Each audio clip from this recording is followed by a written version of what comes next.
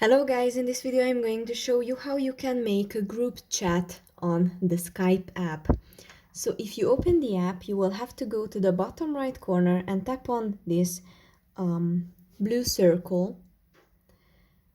It means that you can make a lot of these things through this button, but we will have to tap on new group chat.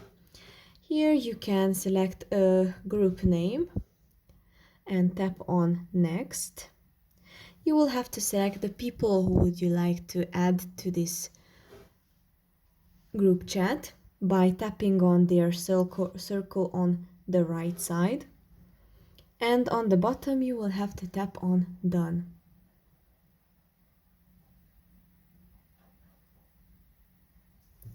And here is this group chat. You can chat in here. That's pretty much for this video. I hope it was helpful for you. If it was, please consider subscribing and see you in the next one.